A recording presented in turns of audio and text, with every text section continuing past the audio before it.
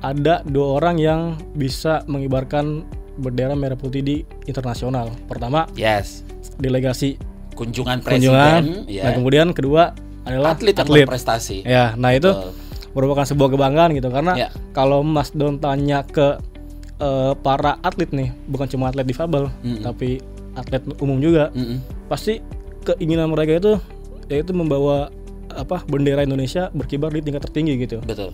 Nah, kalau menurutku profesi atlet adalah salah satu profesi yang memang paling patriotik gitu. Paling memiliki jiwa nasionalisme yang paling tinggi gitu. Kenapa? Karena ya kita rela panas-panasan, latihan ya kan, dari pagi sampai sore, kemudian malam, kemudian sampai cedera-cedera. Nah, itu kan demi apa? Demi ya untuk membawa nama Indonesia di tingkat tertinggi lah gitu.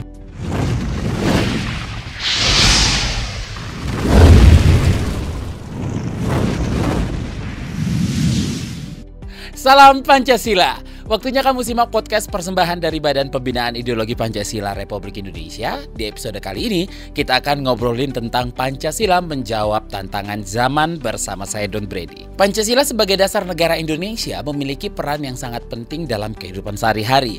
Meskipun zaman terus berubah dengan cepat, nilai-nilai Pancasila tetap relevan dan mampu menjawab berbagai tantangan yang dihadapi bangsa. Tidak terkecuali dalam bidang olahraga, nilai luhur Pancasila seperti persatuan, keadilan, dan kemanusiaan bisa jadi pedoman bagi seluruh elemen dalam dunia olahraga di Indonesia. Olahraga di Indonesia secara umum memiliki potensi besar untuk menjadi sarana pemersatu bangsa dan wadah untuk menumbuhkan nilai-nilai dasar negara Indonesia, Pancasila. Supporter olahraga sebagai bagian integral dari masyarakat Indonesia memiliki peran penting dalam menjaga persatuan dan kesatuan bangsa.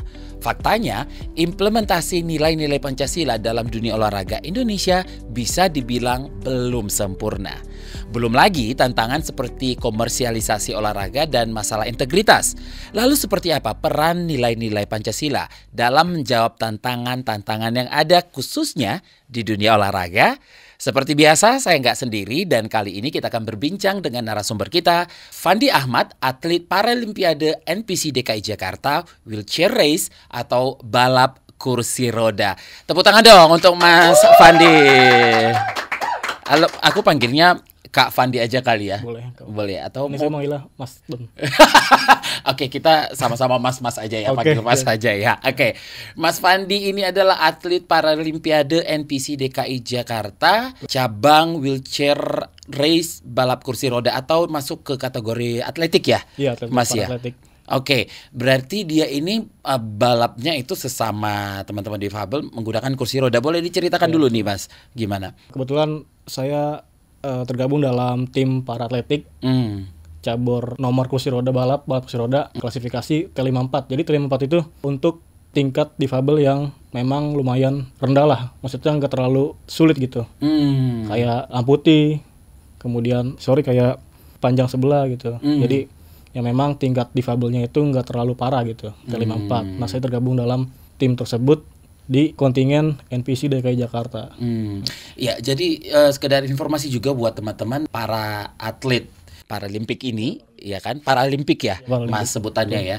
Itu ada banyak banget tingkatan-tingkatannya. Berarti Mas Fandi ini masuk ke kategori T54 yang tidak begitu quote-unquote parah difabelnya begitu ya. Oke, terakhir kemarin ikut kejuaraan apa, Mas? Kebetulan terakhir saya ikut di ajang multi event Peparnas atau kalau kita Pekan Paralimpik Nasional. Kalau di Indonesia itu PON ya, yang biasanya PON gitu ya. Kalau non difabel itu kan PON gitu. Kalau difabel Peparnas gitu. Ikut cabang balap kursi roda. Kemarin dapat medali berapa? Alhamdulillah saya pribadi dapat 3 medali. Satu di nomor 800 meter. Satu di nomor 1500 meter. Dan perunggu di 5.000 meter. Wah, 5.000 meter. Itu kemarin Peparnas yang baru aja ya di Solo ya? Iya, di Solo baru. Oke. 6 kemarin. Nah, itu ada banyak atlet paralimpik juga nggak Mas? Dari semua daerah atau memang gimana ini? Itu dari seluruh daerah Indonesia. Ada 34 provinsi kalau nggak salah ya. Itu dari Aceh sampai Papua. Gitu. Berarti Mas Fandi ini mewakili DKI Jakarta. DKI Jakarta. Masih DKI ya, belum DKJ ya? Belum. Cuman ini udah berubah sih DKJ. Oh, di mana? Di apa di list peserta tuh di Solo. Oh iya, udah DKJ buatnya, udah DKI. Wow. Mas Fandi, kita ngobrolin soal Pancasila menjawab tantangan zaman nih. Tadi kan di awal aku sudah ada salam khas podcast Salam Pancasila. Salam Pancasila. Kita bareng-bareng ya. Jadi posisinya itu tangan itu ada di atas bahu seperti ini. Nah, begini Mas. Nah, oke, kita taruh dulu tangannya, kita bareng-bareng nanti ya. 1, 2, 3. Salam Pancasila. Oke, nah jadi sebagai seorang atlet ini Mas Fandi yang sering berinteraksi dengan berbagai macam orang dari latar belakang yang berbeda ya. Apalagi Mas Fandi ini kan juga baru kelar ikut kejuaraan Peparnas. Ya, gimana sih Mas Fandi penerapan nilai-nilai Pancasila dalam dunia olahraga itu? Kalau ngomongin penerapan Pancasila ya, terutama di dunia olahraga, mungkin refleksi Pancasila di kehidupan sehari-hari. Saya punya tim dan tim para atletik yang kebetulan isinya itu orang-orang dari beragam latar belakang lah. Oke. Mulai dari berbeda suku, agama maupun ras dan juga budaya gitu. Jadi kalau ngomongin soal keberagaman, ini saya menganggapnya sebagai suatu yang sebuah anugerah lah gitu. Anugerah kenapa? Karena ini sangat langka gitu pengalaman bisa memiliki atau berada dalam satu tim yang orang-orang itu memiliki latar belakang berbeda gitu. Ada yang dari NTT, kemudian dari Buol, Sulawesi Utara, kemudian dari Jawa Tengah, terus pelatih saya dari Lebak. Nah itu kan kita bisa saling saling tukar budaya gitu. Jadi saya menganggapnya sebagai sebagai suatu pengalaman lah yang memang harus disyukuri gitu. Karena ini kan jarang sekali terjadi gitu. Kita berada dalam satu tim yang beragam latar belakangnya, dan kebetulan Peparnas event terakhir saya itu dilaksanakan di Solo ya kan, di Jawa Tengah. Nah itu kali pertamanya saya menginjakan kaki di Jawa Tengah, Surakarta. Nah itu beda lagi tuh. Beda lagi. Jadi kan kalau Jakarta itu kan terkenal dengan budaya nyablaknya gitu ya. To the point lah gitu. Bener. Kalau Jawa Tengah kan dia ramah tamah, kemudian sungkem, lebih lembut lebih lah ya, lebih nyablak gitu, kayak Jakarta gitu ya. Nah, itu kan saya nganggapnya bukan sebuah culture shock, tapi sebagai sebuah pengalaman baru yang berbeda gitu. Jadi kalau kata pepatah mah, di mana bumi dipijak, di situ langit dijunjung. Nah itu, jadi soal keberagaman ini saya sikapi dengan sebagai sebuah hal yang harus disyukuri gitu. Apalagi ini pengalaman yang sangat keren lah gitu, bisa berada dalam keberagaman gitu. Oke, tadi menarik sih Mas Fandi. Mas Fandi bilang keberagaman itu jangan dijadikan menjadi satu hal yang menghalang-halangi. Malah itu bisa menjadi anugerah gitu ya. Karena banyak banget yang bisa kita pelajarin juga gitu. Nah, aku juga nggak tahu banyak mungkin ya Mas soal tidak terpapar informasi yang banyak soal atlet paralimpik ini misalnya. Kalau di non-difabel gitu ya, itu biasanya kan dalam satu tim itu biasanya ada coach, asisten coach, juga manajernya atau mungkin paramediknya juga, fisioterapisnya juga, macam-macam. Itu juga let's say dalam satu tim itu ada 10 orang. Itu pasti beda-beda semua gitu kan. Kalau mereka itu harus katakanlah satu suku aja, itu juga kurang seru gitu. Kurang seru ya. Kurang rame juga kan. Gitu juga nggak sih Mas kalau di Paralimpik ini dalam satu tim itu ada berapa banyak orang dan semuanya beda-beda juga gitu kan? Iya. Kebetulan juga sama kayak di non difabel kan. Strukturnya struktur organisasi juga sama. Ada dokter, fisioterapi, kemudian dari ofisial, manajer pun juga ada. Dan memang kebetulan juga kita memiliki latar yang berbeda gitu. Iya kan? Iya. Jadi memang seru-seru aja gitu kalau misalkan kita lagi ngobrol nih, apalagi sama anak-anak recovery. Itu kan banyak dari berbagai daerah ya kan. Nah itu kita bisa saling bercanda gitu. Gitu. Apalagi kalau misalnya ngelihat seorang atlet itu habis memenangkan satu pertandingan, selebrasinya itu beda-beda, itu seru banget ya. Iya. Kalau Mas Fandi selebrasinya gimana sih? Pas menang medali emas kemarin selebrasi gue, atau gimana sih? Punya ciri khas selebrasi nggak, Mas? Paling kalau gaya Superman sih. Oh, gaya Superman. Itu bisa dilihat di YouTube ada di YouTube. Kursi rodanya sambil jalan terus. Iya. Oke. Sambil mendekati garis finish itu, udah selebrasi saya. Oh. Gitu. Karena kan memang jaraknya lumayan jauh ya sama lawan yang di belakang. Di belakang gitu ya. Oh, udah menang nih, gue selebrasi duluan gitu. Gitu ya. Yeah. Jadi kita sering lihat misalnya di sepak bola lah atau di cabang olahraga mana gitu, kalau lagi happy gitu kan pasti selebrasinya ada yang sujud syukur, ada yang berdoa atau gimana gitu kan, itu seru ya Mas ya. Jadi ini harus dijadikan sebagai anugerah, bukannya menjadi penghalang gitu ya. Oke, Mas Fandi, atlet ini kan sering dihadapkan pada tekanan untuk meraih prestasi nih. Gimana nilai-nilai Pancasila terutama kemanusiaan membantu Mas Fandi dalam menghadapi tekanan tersebut dan tetap menjunjung tinggi sportivitas nih? Oke, terkait penerapan nilai kemanusiaan ya. Ya. Mungkin kalau di ranah olahraga, jadi baik itu pelatih, ofisial maupun pemerintah itu yang menganggap kita sama gitu dengan atlet non difabel gitu. Jadi kan masih banyak nih masih banyak orang-orang yang menganggap seorang difabel itu merupakan komunitas masyarakat kelas 2 gitu. Kelas 2 nomor 2 gitu ya. Gitu. Masih banyak orang yang menganggap seperti itu. Makanya saat ini pemerintah baik itu dari Pemprov DKI Jakarta ataupun Kemenpora itu sudah, menurut saya sudah mulai memanusiakan manusia gitu. Dari mulai pemberian honor yang sama dengan atlet non difabel, kemudian pemberian apresiasi yang memang nilainya juga sama, seperti bonus. Itu saat ini pemerintah dan juga ofisial sudah mulai terbuka gitu, memanusiakan manusia gitu. Jadi nggak kayak tahun-tahun sebelumnya yang memang kita dibedakan dari hal apresiasi, dari nominal bonus kita dibedakan. Nah saat ini kita mulai disamaratakan gitu. Sudah disamaratakan ya. Jadi itu yang paling Mas Fandi rasakan. Iya, itu kan akhirnya bisa memantik keinginan kita untuk meraih prestasi lagi yang lebih tinggi gitu. Benar. Gitu. Di era globalisasi ini Mas, atlet seringkali harus berkompetisi di tingkat internasional nih. Bagaimana nilai-nilai Pancasila membentuk identitas dan karakter Mas Fandi sendiri sebagai perwakilan Indonesia di kancah internasional? Garuda di dadaku nih Mas. Saya gitu gak sih? Untuk meningkatkan nilai, wah ini Garuda di dadaku nih gitu. Jadi kalau saya pernah baca ada 2 orang yang bisa mengibarkan bendera merah putih di internasional. Pertama, delegasi kunjungan presiden. Nah kemudian kedua adalah atlet yang berprestasi. Ya, nah itu merupakan sebuah kebanggaan gitu, karena kalau Mas Don tanya ke para atlet nih, bukan cuma atlet difabel, tapi atlet umum juga, pasti keinginan mereka itu yaitu membawa bendera Indonesia berkibar di tingkat tertinggi gitu. Betul. Nah kalau menurutku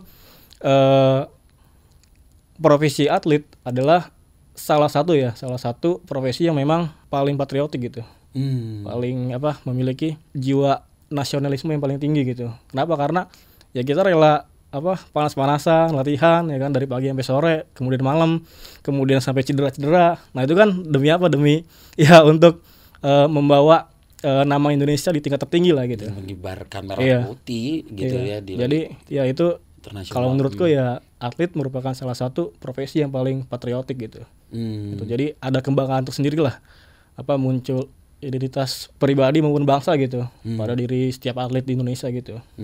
Tapi sering cerita-cerita juga nggak sih Mas dengan teman-teman atlet paralimpik yang lain gitu soal gimana rasanya bertanding di luar negeri membawa nama Indonesia, bebannya itu seperti apa gitu? Nah sering juga sih, kebetulan juga di tim saya kan ada yang mantan dari pelatnas atau timnas paralimpik. Nah itu memang kita menurutnya ya itu dibebankan dengan target yang sangat berat gitu. Harus dapat emas gitu. Enggak, ya minimal kita gitu. Harus bawa hasil lah ke Indonesia gitu. Ya kan. Jadi mereka tuh mati-matian latihan, setiap hari mulai jam 6 pagi, jam 5 pagi udah mulai bangun sarapan, jam 6 udah di lapangan.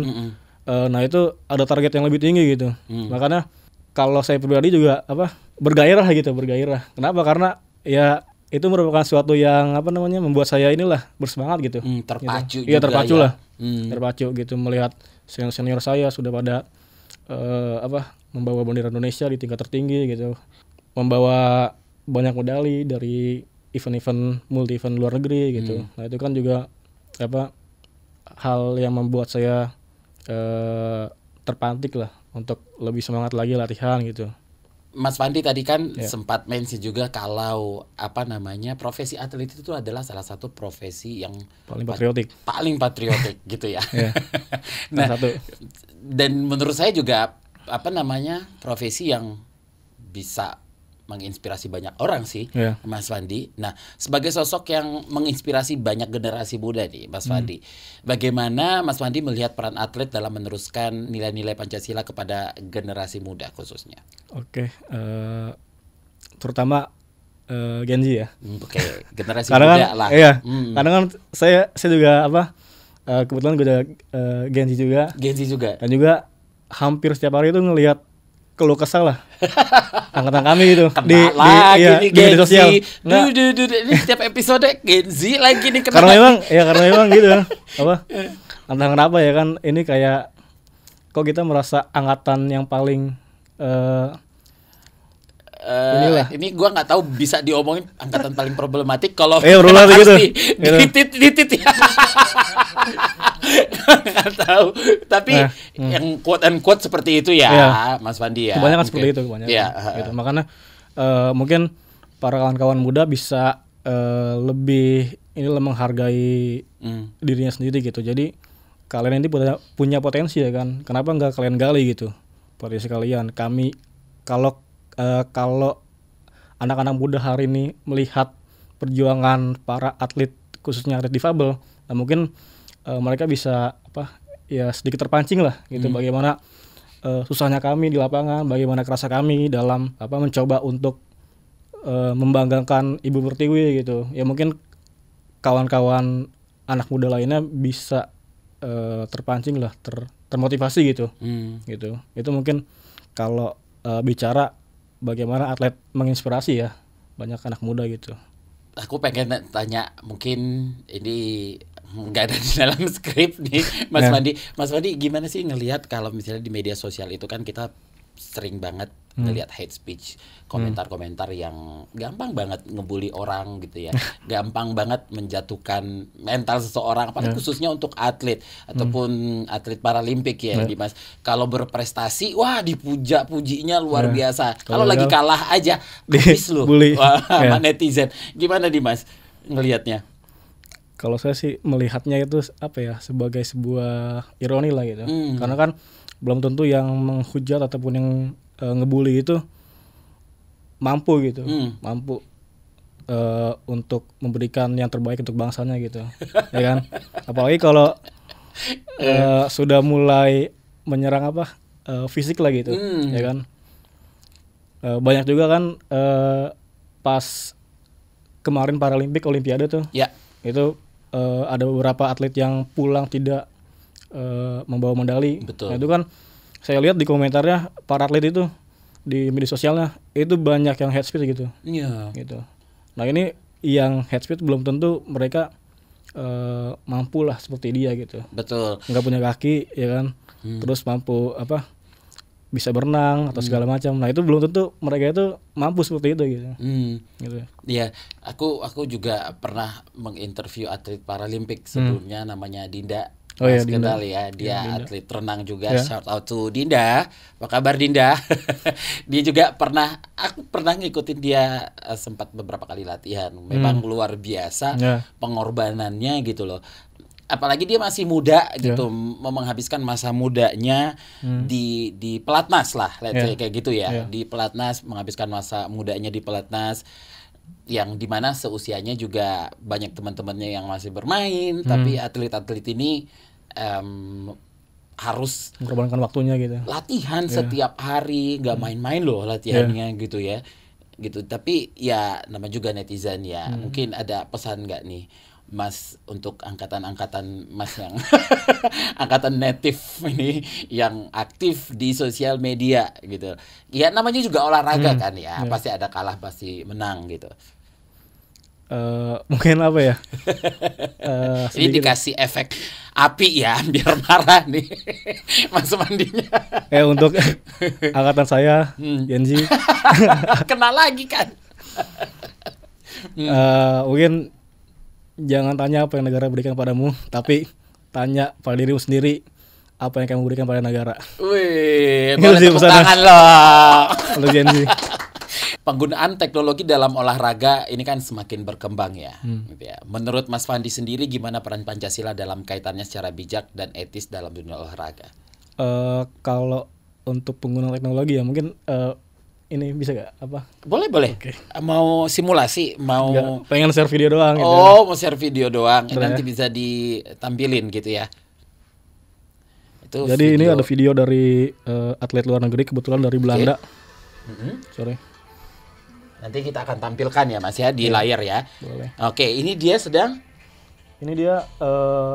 sedang latihan lah gitu. Cuman dibarengi dengan penggunaan teknologi gitu. Oh, oke. Oh, ini dia atlet yang sama dengan Mas Fandi. Ya.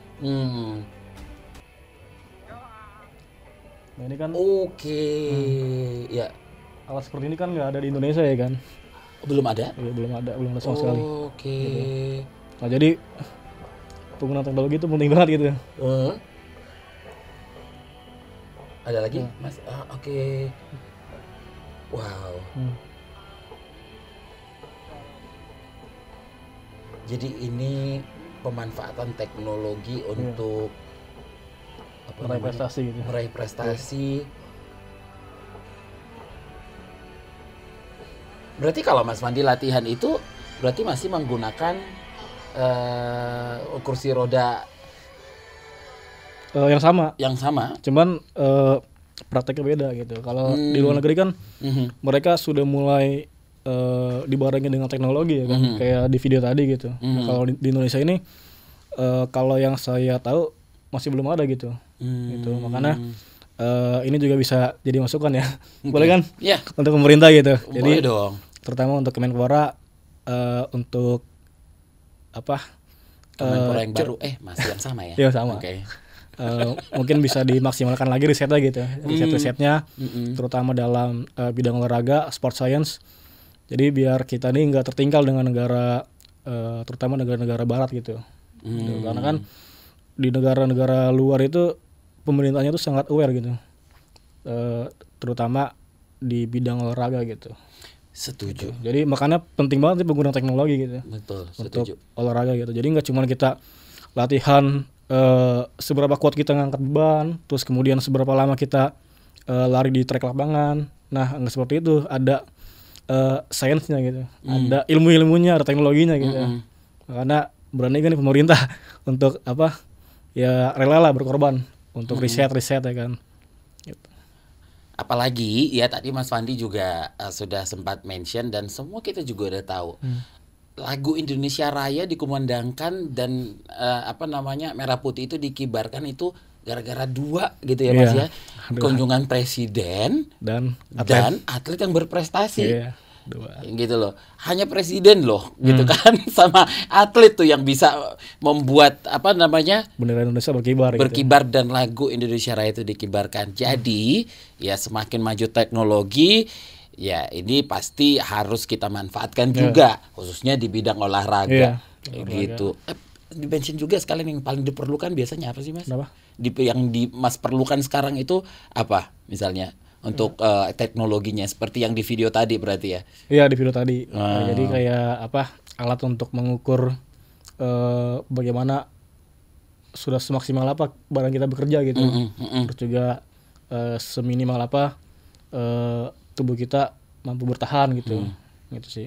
Sama mungkin peralatan yang lebih modern lah gitu.